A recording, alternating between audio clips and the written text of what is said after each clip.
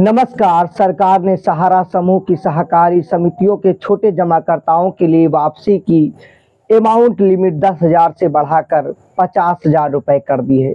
इसका मतलब ये हुआ कि अगर आपको अमाउंट 50,000 के अंदर है तो आपको पूरा मिल सकता है, और पहले 10,000 रुपये ही मिलने थे, अब उसकी बजाय 50,000 मिलेंगे। सरकार ने अब तक सीआरसीएस सहकारी समितियों के केंद्रीय रजिस्टर सहारा रिफंड पोर्टल के अंतर्गत लोगों को 10,000 रुपये तक रिफंड का वादा किया था और रिफंड हो रहा था। अब उसके बजाय 50,000 रुपये आपको रिफंड के रूप में मिलेंगे। अब तक सीआरसीएस ने 4,29,000 से अधिक जमाकर्ताओं को 370 करोड़ रुपए 10,000 के हिसाब से जारी किए हैं। अधिकारियों के मुताबिक सहारा रिफंड की राशि की सीमा अब 50,000 रुपये तक बढ़ा दी गई है। अगर आपका 50,000 के अंदर का पैसा है तो यानी पूरा मिल जाएगा, और उससे कितना भी ज़्यादा है तो आपको केवल 50,000 रुपया ही भुगतान में पहले तौर पर मिलेगा। पिछले हफ्ते छोटे इन्वेस्टर्स के लिए मांग की गई थी अमाउंट बढ़ाया जाए, जिस लिमिट को बढ़ाकर अब 50,000 रुपया तक कर दिया गया है। आपको बता दें, सहारा का मामला, सहारा का पूरा केस सुप्रीम कोर्ट में चल रहा है। सितंबर में तेजी से सुनवाई हुई। 1,000 करोड़ रुपए पिछले 10 दिनों में सेबी के पास सहारा को जमा करना है, जो कि सुप्रीम कोर्ट का पुराना आदेश है। उसके बाद सहारा को अपनी संपत्ति बेच कर खुद पैसा देने की और तमाम चीज़ें आगे होने के अनुमान हैं।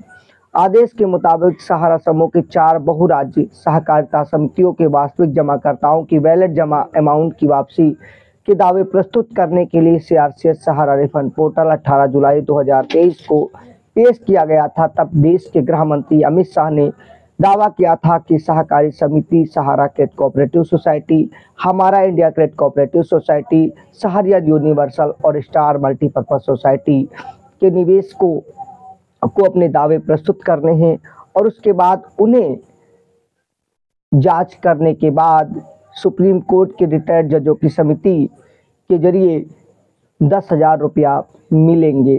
अभी तक नोटिफिकेशन जारी नहीं किया गया है कि आगे किस किस किस्तों में मिलेंगी। हाँ, अब वो 10,000 रुपये जो मिलने थे, जिसके उसके अंदर थे, उन्हें अब 50,000 रुपया तक जरूर कर दिया गया है।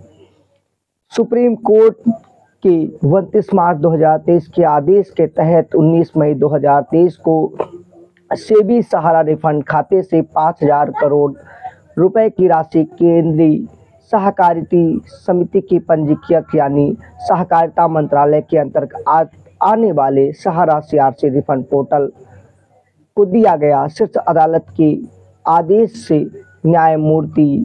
रिटायर्ड न्यायमूर्ति सुभाष रेड्डी डिजिटल तरीके से पैसे के डिस्ट्रीब्यूशन यानी बांटने के मामले की देखरेख कर रहे हैं, और पूरी पारदर्शिता के साथ भुगतान को सुनिश्चित कराने के लिए कि जो पात्र निवेशक है उसका पैसा पूरी तरीके से सुरक्षित उसके अकाउंट में जाए, और इस मामले की रिपोर्ट सुप्रीम कोर्ट को भी सौंपी जा रही है। सहारा के मामले में पीड़ित निवेशक दर ठोकर खा रहे हैं।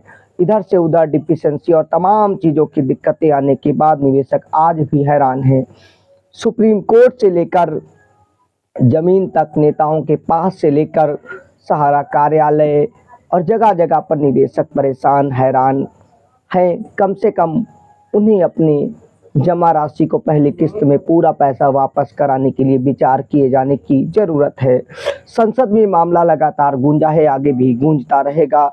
लेकिन जहां ये कहते हैं ना, डूबे को तिनके का सहारा होता है, अब 10,000 से 50,000 बढ़ाकर सरकार ने थोड़ा अच्छा कदम किया है, लेकिन पीड़ित निवेशकों को उनकी पूरी रकम गाढ़ी कमाई मिलनी चाहिए। और सहारा के पास जो संपत्तियां हैं, उन्हें जितना दायित्व है उतने के लिए कम से कम अपने अंडर में लेकर उतना पैसा दिलाना चाहिए, और कर्मचारियों की ओर भी गौर करने की ज़रूरत है, क्योंकि जिस तरीके से जमाकर्ता परेशान है उससे कम कार्यकर्ता परेशान नहीं है। विशाल की रिपोर्ट में आपको ऐसी ही जानकारियाँ मिलती रहेंगी। जय हिंद।